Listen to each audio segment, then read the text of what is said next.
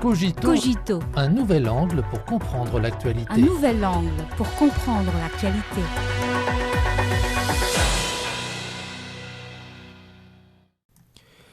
Bienvenue à Cogito.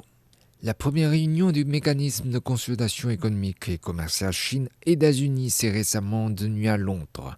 Il s'agit d'une consultation importante menée à la lumière du consensus stratégique atteint par les chefs d'État chinois et américains lors de leur entretien téléphonique du 5 juin dernier.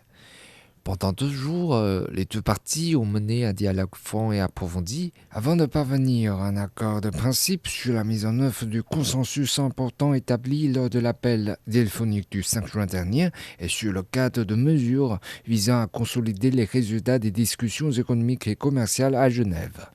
Les deux parties ont également réalisé de nouveaux progrès dans le traitement de leurs préoccupations économiques et commerciales respectives, en soulignant qu'elles travailleraient dans la même direction et mettraient effectivement en œuvre le consensus. À en croire des analystes, le fait de parvenir à un accord de principe sur le cadre de mesures signifie que les deux parties ont la volonté de stabiliser leurs relations et sont également capables de mieux gérer leurs divergences, de traiter leurs préoccupations économiques et commerciales et de promouvoir le développement stable et sain de leurs relations économiques et commerciales. Dans le même temps, ce résultat est également conforme aux attentes de la communauté internationale car il injectera une énergie positive dans le développement économique mondial. Le représentant chinois au commerce international a qualifié ces consultations de professionnelles, rationnelles, approfondies et franches.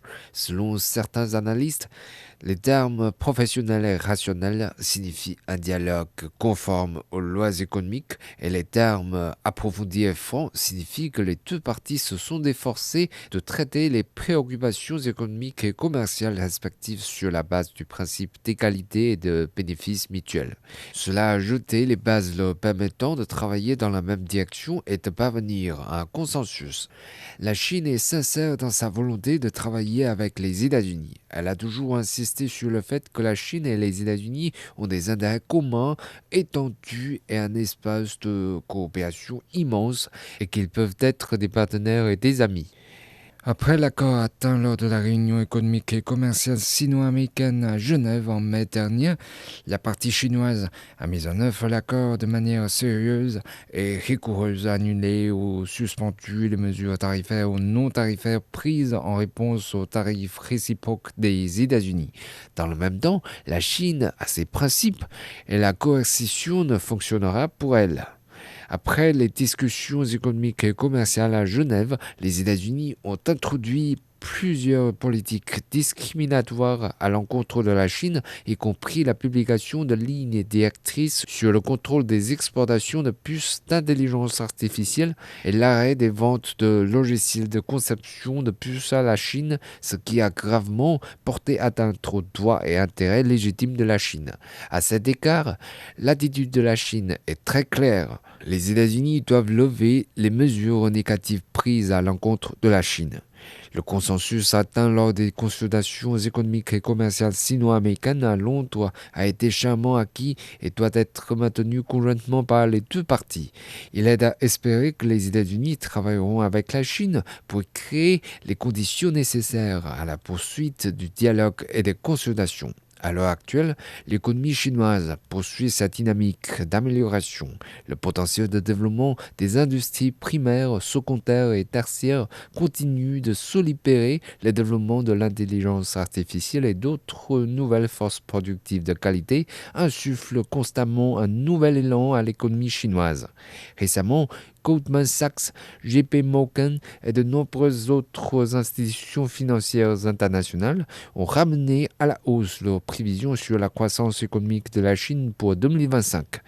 Au cours des 5 premiers mois de cette année, les importations et les exportations de marchandises de la Chine ont totalisé 17 940 milliards de yuan, soit une hausse de 2,5% en glissement annuel. Une forte résilience affichée face à la pression extérieure. Cela prouve une fois de plus que l'économie chinoise, dès un océan, a la capacité de résister aux vents et aux vagues.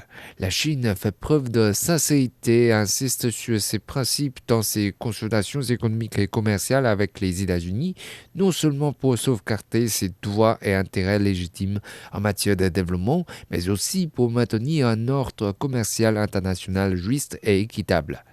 Récemment, la Banque mondiale a abaissé ses prévisions sur la croissance économique mondiale pour 2025 de 0,4 points de pourcentage à 2,3%.